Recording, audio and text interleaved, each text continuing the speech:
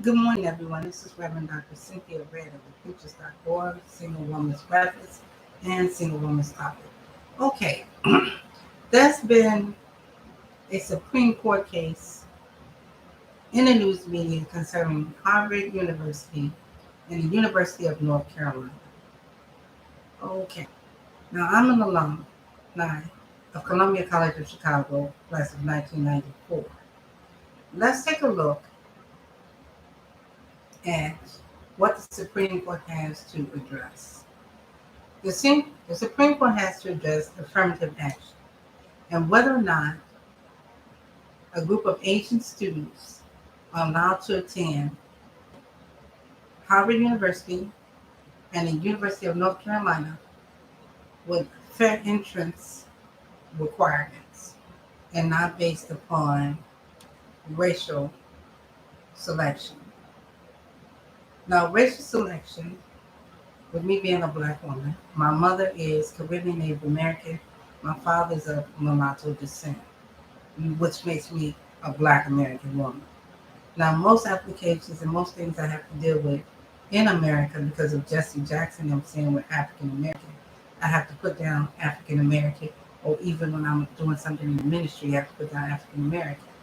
But I am mixed blood, okay? And neither can I claim my grandmama or my mom's descent to get any educational benefits because my grandma is Native American, but anything mixed with Native American is considered a high. It's considered I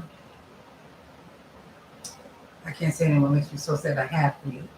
Okay, so for me, looking at a case like this, I look at racism a different way because racism, because of the color of my skin, denies me accessibility to certain things, even where I live at now in Berkeley. Some people don't want to deal with blacks. I was a woman of blues and I was raised, you know, had some racial experiences with that, racism with that. But at the end of the day, let's talk about admissions. Okay, when we look at admissions to these colleges, you have to look at the requirement that they have for each student to attend. Okay, you can't look at the fact that someone is being let in. Let's look at Harvard University admission requirement first. It says, now, 70, okay, to have the best shot at getting in, you should aim for 70th percentile with a 1580 in SAT or a 35 on an ACT, okay? You should also have a 4.8 grade point average or higher. If your GPA is lower than this, you need to compensate with a high SAT or ACT score. Okay, that means you need to do some footwork, some more study. Okay, you need to hammer it in. Okay, or you can go to junior college, like I did, because I had a difficult marriage and everything. I attended Kennedy King, took my 61 credits, and I transferred to Columbia. And I still had a difficult time because I was in a difficult marriage at the time. I was in a very abusive marriage, but I obtained my BA. Okay, from Columbia, College of Chicago. Okay, so that is Harvard. Now just look at the University of North Carolina, which is a more easier entry. Okay, we're not talking affirmative action. We're talking basic requirements for the entry level of these schools right now. Okay, admission requirement. Follow the University of North Carolina system. Applicants must have either 2.5 weighted high school GPA or a minimum test score of ACT 19 or SAT 1010. The average high school GPA was a 3.1 for fall of 2020 for new students. The average SAT score was at 888. Okay, that doesn't sound like affirmative action. That sounds like I'm recruiting students at a fair market rate value to ensure that those students will become, female students actually too, will become an alumni of the University of North Carolina or alumnus. Do y'all understand? Okay. So when you go back to North Carolina and you look at the average, so North Carolina admissions to is very selective with an acceptance rate of 23%. Students that get into UNC have an average SAT between 1310 and 1500, or an average SAT score of 28 to 33. Okay, the deadline is January 15th. Now, the reason why I'm taking a shot at this and looking at this is because February is what month? Black History Month. Okay, in order for me to attend any school, I had to show that I was worthy to go to those schools. I had to have reference letters. I had to have some of everything. Okay. Even when I was going into seminary, Catholic Theological Union Seminary, and I fell out, I was accepted into the program on a Benedictine scholarship, and I was in the MES program. Okay. However, I fell out of school, but then I picked up my bootstraps and found a way to obtain the masters and the PhDs I needed for to be called Reverend Dr. Cynthia Rand. Do you understand me now? So, if you're looking to get into school, affirmative action is a lot about racism and the difficulties that other people have faced as far as getting into school. They discriminate people with disabilities. They discriminate based on your race, where you live, where you come from, what school district you have attended, to marginalize you where you cannot even apply to that school. And I'm gonna give you a good example. I'm a graduate of an alum of District 299 Chicago Public School. I graduated from Harvard Elementary School in 1987. Hello. I attended undergraduate for 3 years, 4 years. I was in a bad marriage. But I took those 61 credits and transferred and got my BA in 2 years from Columbia College of Chicago. At the end of the day, when you look at the processes, you have to go through these processes. So that's what you want to do. You want to go to the schools and you see what the entry level requirements are. Okay. When I got into Columbia, I put Columbia off for years before I even, when I graduated, I sat at home. I was trying to find a job. I got a job, didn't like it. Then Columbia wrote me a nice letter, like a 2-page letter, why I didn't want to come there, why not Columbia. But then years later, I went to Columbia, college. And one of the things I learned from Columbia College of Chicago is that you have to press your way, and it wasn't about, I experienced racism in the classroom. I was the only undergraduate in a graduate class, not once, a couple of times at Columbia. And it was a male in class with me. He never talked to me.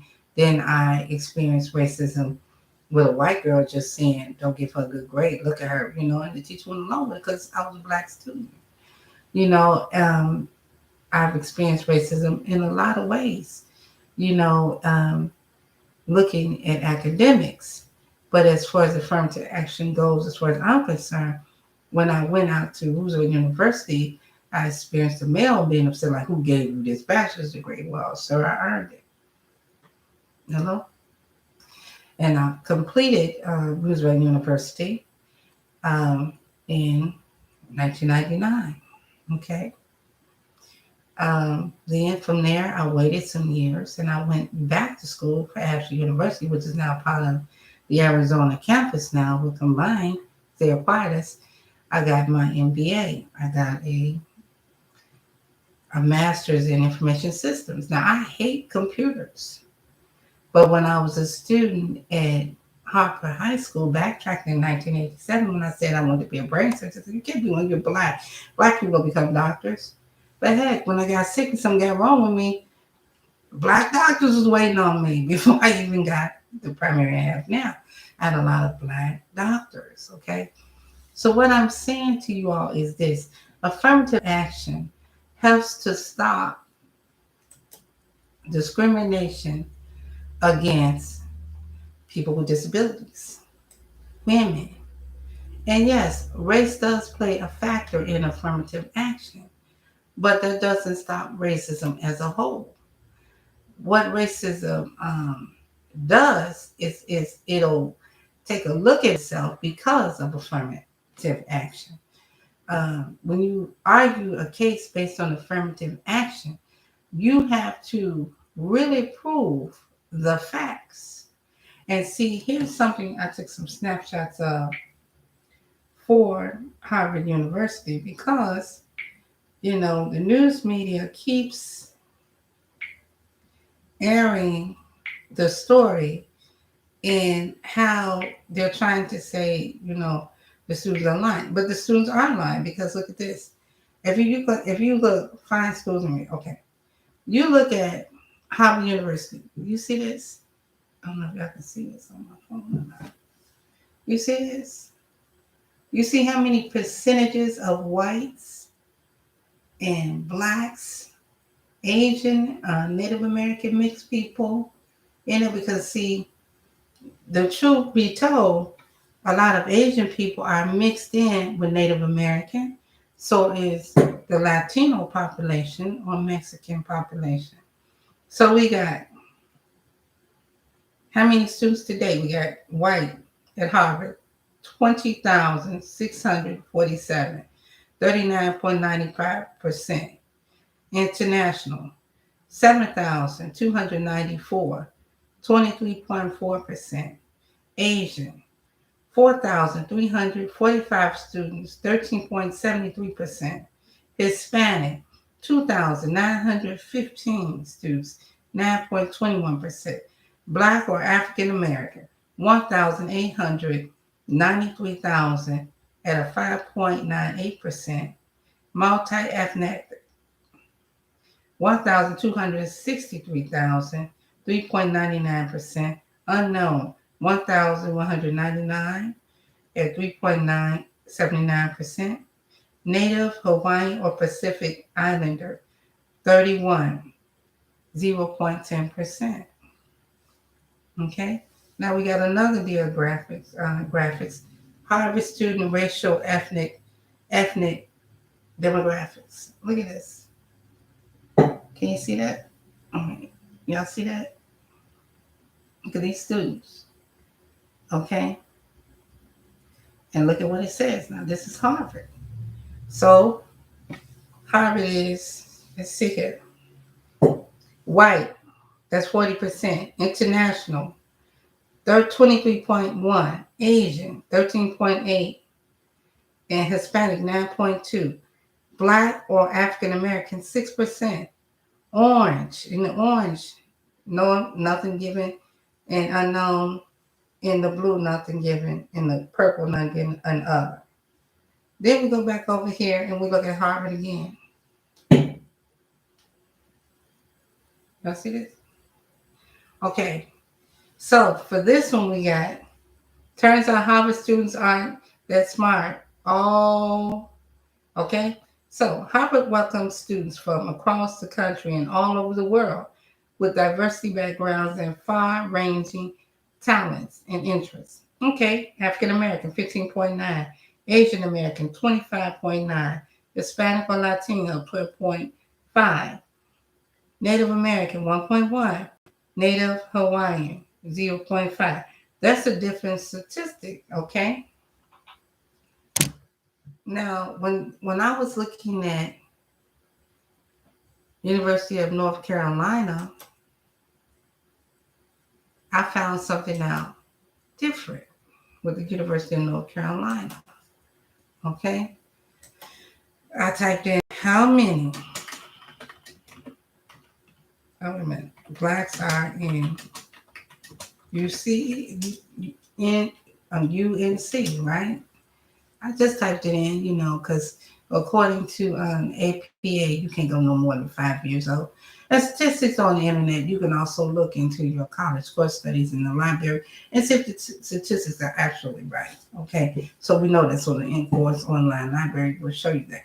Now, white students at UNC Capitol Hill is ranked, okay? White, 17,770. Asian, 3,000. Black or African American, 2,320. Hispanic, 2,318. Okay. And the reason why I said that Asians and Hispanics are mixed with Latino American is because it's most recognized more so than the Black Native American mixture. Okay. And also, it's more easier for them to obtain a free education or monies from the government based on their Native American connections. Okay. So when you're looking at things like that, for a person like me, a Black American woman, I look at those things and I can determine for myself where exactly who's getting a handout in this. Okay, so affirmative action to me doesn't have anything to do with the entry level requirements for the schools. And they're saying that they're not being fair. But now you got to understand something. If you know your Native American connection, the languages and the tribes that was connected to your family, whether you be Asian, Latino American, and I'm gonna say some blacks may know theirs, okay? And not hidden like my mom's family. You know, we still got some Caribbean Native American aunts and uncles that are living that doesn't want to discuss things with people like me. Me. You know, like they have the white mutts with the different racial mixtures in them. Okay, well, we got that in my Black American family. Okay, we don't want to discuss it with them. So we are looked down upon. Okay, so now you're saying that the universities are looking down upon y'all. But technically speaking, you're asking for a handout right now before Black History Month. So it's not that you all are getting a handout. You guys need to go in at the requirement entry rate that they're saying or go on academic probation until you can pick it up. Okay? There's been times when I fell out of school. Yeah, I've had failures in my life. But I picked up my bootstraps, stopped going on, and obtained the necessary degrees that I was supposed to set out to get, that my mom and my dad wanted me to have. I should have gone to the Navy, but I did not, you know. But one of the things I will say to you is this. If you are arguing that it's affirmative action, you have to look at who qualifies for affirmative action. Okay? Now, I typed that in too early. For the federal contractors and subcontractors, affirmative action must be taken by covered employers to recruit and advance qualified minorities, women, persons with disabilities, and covered veterans. Affirmative actions include training programs, outreach efforts, and other positive steps. If you can base it based off this little bitty paragraph, and I know that some of you all have not had case studies as of yet, where you can go and post online and have a online discussion with your peers in the classroom, like I had to do with Ashford University, and with the instructor guiding us in those discussions. You have to do your research on everything before you bust out. Now, you all, they said it was 25,000 of you all, and just to bring a case before the Supreme Court. The cost of that, let me tip this in.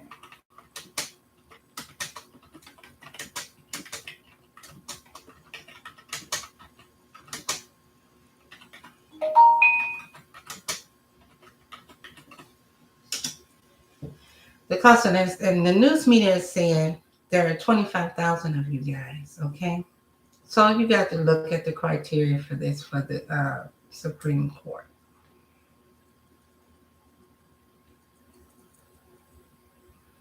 typed it. I typed that in. Okay, let me get the cost of that.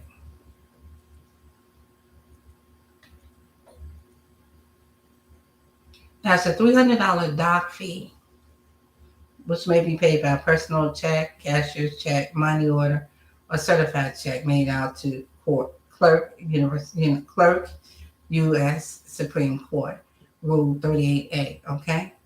Now, okay, that's there. Okay, but to actually pay for the case, the price. Okay,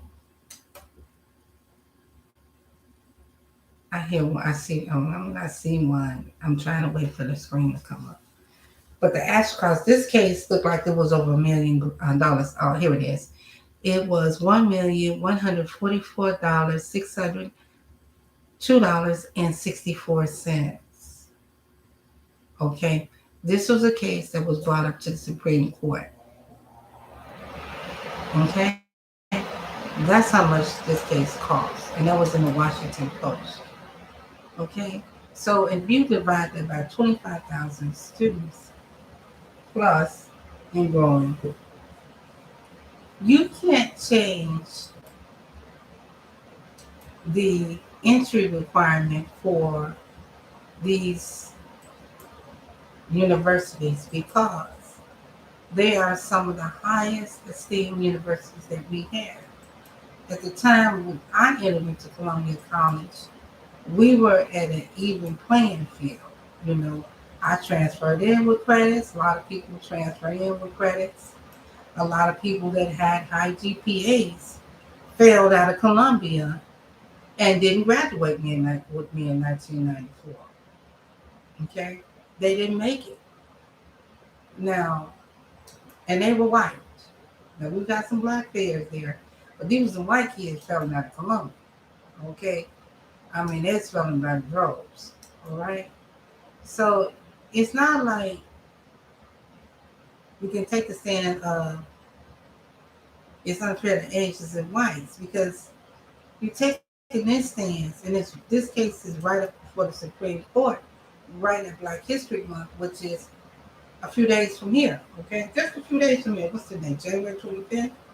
It's just a few days from now. Okay, when Black History Month starts. So we got to understand what we're doing here.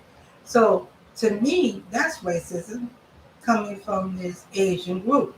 Now I've experienced racism from Asians and whites, blacks, Asian, my own people, all kinds of groups. You know, because I owned a camera one time. I invested to work. I do Uber and Lyft as investor work. I've been in classrooms with people. You know, on and on and on and on and on. Africans, you name it. You know, I can share some stories to make your hair fall off your body. But at the end of the day, we're talking about education. The first school was started by the United States. Get that in your head. Okay? The first school was started by the United States. So anyone that said that the United States has nothing to do with education, shut up. The first school was started by education. So, by the United States, and the Department of Education runs it. So, that's not playing, okay? That's not playing. And, you know, we got people running around here saying the United States should have to do with education. That's a lie because the first school started by the U.S., okay? So, that's here for this country. Okay, so to get that out your head, okay? And when money is short, they go into the government. Understand that. But here's the thing. Most of the grant money that comes from Native Americans are people that have a form of Native American bloodline where they can trace it. Okay? Now they're not really seeing if it's going to be the grandmother, the woman, or it's going to be the granddad. They're not saying it. But when you say this, 25,000 Asian students are saying the entry requirements are not fair, but I just read the entry requirements for the undergraduate program. Now, Columbia's entry requirements have increased over the years because I remember when it was 728 students when I was at Columbia, okay, and graduated. I went through hell and high water. But guess what? I made it. Okay, I had bruises on my neck from my ex-husband, but I made it. Y'all understand what I'm saying? So you guys got to look at the requirements for these schools. If you can't meet the requirements, like they say, you must be able to compensate in another form. But don't just go up and say that it's affirmative action. It's not affirmative action, not as far as I see it. Affirmative action was based on racism. Racism. Especially when your ethnicity is growing at a high rate in these two educational bodies. You know, Harvard, increasing Asian. You know, North Carolina, University of North Carolina, increasing Asian students. And blacks are not as increased. Neither can a lot of the black students there pivot on a Native American ancestry to get grants to help pay for their education or even self-discipline or independent studies programs in those organizations to be able to fund anything to help them in their career growth and advances. Okay, so stop it. You're in front of the Supreme Court. I don't know that much about what the news media is saying. I read one article out of the Washington Post. I didn't look at my Wall Street Journal. I normally get at the house. I look at it this week, but I haven't looked at it in a couple of months. But I do get it. You know, one of the things you want to understand is when you're saying these things, you got to look at the entry requirements, and then you got to look at what it takes for you to stay in that school. Okay, and then you got to look at what it takes for you to graduate with the diplomacy in your hand and the transfer to say you have completed this degree and this is your degree and you have it. Okay, you guys got to do that. Okay? And then you have to look at other things when you finish. So I just don't call myself Reverend Dr. Cynthia Webb for nothing. I have done the base work and have done the accreditation requirement for my church schooling to be able to call myself Reverend Dr. Cynthia Webb. I don't call myself Reverend Dr. Cynthia Webb and I just got the church schooling in their accreditation. I don't. I do not. It would be lying. Some people are out there doing that. You don't do that. That's a lie. Okay.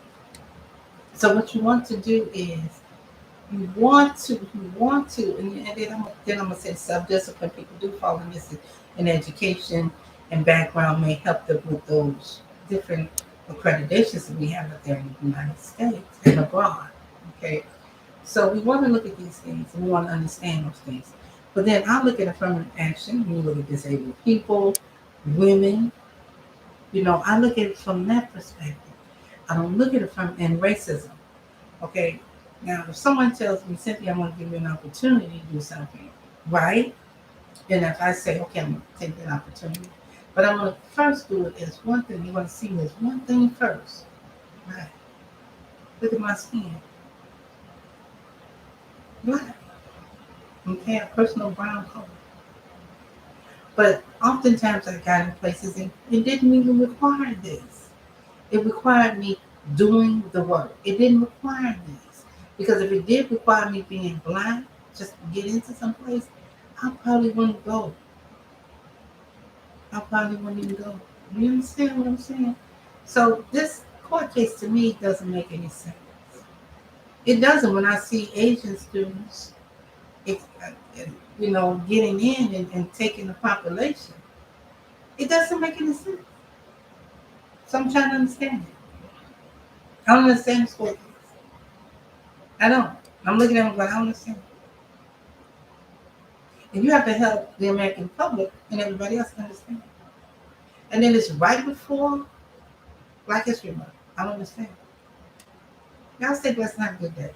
And those that survive by the labor of their own hands. Psalms 128:2. Understand? I don't understand this. Help us to understand this. Because the news media looking at it, I'm looking at it, but I don't know. I looked at this entry requirements. I looked at this. I looked at my own undergraduate and I'm like, I don't understand what's happening. You know what I'm saying? We've had people, fell at Columbia College, Chicago, no lie. Roosevelt University, okay, too. And they go back to undergrad to a junior college in the Chicago, junior colleges of Chicago, and they take these classes, right? And if they did well in those classes, in that class with the description of an undergraduate course of some of our universities or private institutions or local state colleges here in Illinois, they would accept that accredited person come back into their program and raise their GPA to continue on from there and get their undergraduate degree. That's something that I know that happens in Illinois. I don't know what happens in other states. I've seen that experience occur. Now, when I transferred my 61 freshman kid to junior college in the 90s, Columbia College, my English 2, I retook it and got a B in that class. I also had to do some community service with that English, okay? So I was with youth services project working on that. So what I'm saying is, and working with youth service project, I saw how Latino Americans, one guy who was working, but he couldn't come to tutoring class to me all the time. He was trying to learn to speak English, but he was working. And see, this is how you say there's an open door, I'm gonna take the opportunity. That's a good example right there. Y'all understand what I'm saying? Myself and that person. I can't grasp this, what y'all saying here with affirmative action. Because when I see affirmative action, I see, well, you know what? I'm going to have to work at this. That's what I see when I see affirmative action. I got to work at this. Now somebody give me something and then say it's unfair to whites and it's unfair to Asians. Oh, get out of here. You're being racist. That ain't nothing but a racist comment all day long.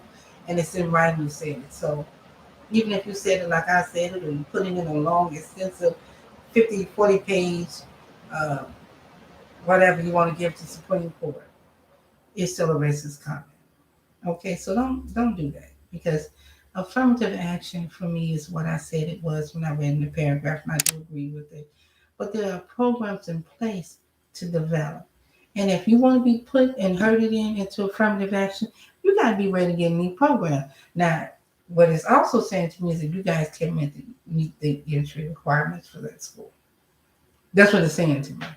And you're figuring that if you pivot back this way and catch the working class whites that haven't had the best schooling, because see, you gotta understand, I'm in a state where this district, Babonus District 51, they're number 36 in this state. Hello. So that students have a better chance and a more better opportunity. And then we have other districts around us where those students have a better opportunity, but they're predominantly white, and a lot of Latino students are starting to attend classes in bonus 51 and 61 and on and on and on in Kankakee County. Y'all understand me?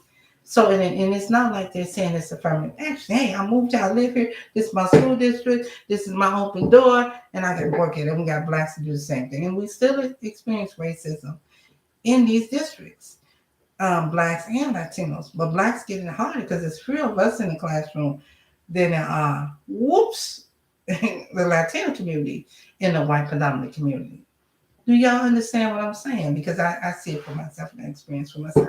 Because I live in Birmingham. I know what I'm talking about. They came from bonus. So affirmative action can help in many ways, and in other ways it can help. You know, people are going to be racist. People are going to deny you. But there's a lot of reasons why people say no to Asian Americans. But Asian Americans have a high tendency to be mixed in with Native American. Okay? That's another thing people don't talk about all the time. But that is true. They talk about it more so toward the Latino community. But Asian Americans also fall too. Whereas a black person with me, with Native American in my blood, or even with the Caribbean, I cannot pivot that because of, and they obviously saying, I had a black preacher preach here say he light skinned because he got Native American in his blood. That's not true. That's not true. We have dark Native American people, and we have it. That's just not true. I just looked at him and was like, that is just so messed up. You know, we have Africans, and a Moroccan woman, she looked white, but she was black. Black kid, black husband, okay? White dude in the cab said, I can't believe that you're Moroccan, but she's a black woman. She just white, but she's black. Okay? So we all have to be educated. That's why I gave you that scenario. So I don't understand this case. Y'all need to explain the case to the public. And stop letting the news media just blare it. One of these justices, somebody need to get out here and explain this case. Okay, it doesn't have to be on the Supreme Court, but it can be one of our lower courts to come out and explain the case to us, because we don't like affirmative action. Okay, wait a minute. You know what I mean? Have a good day.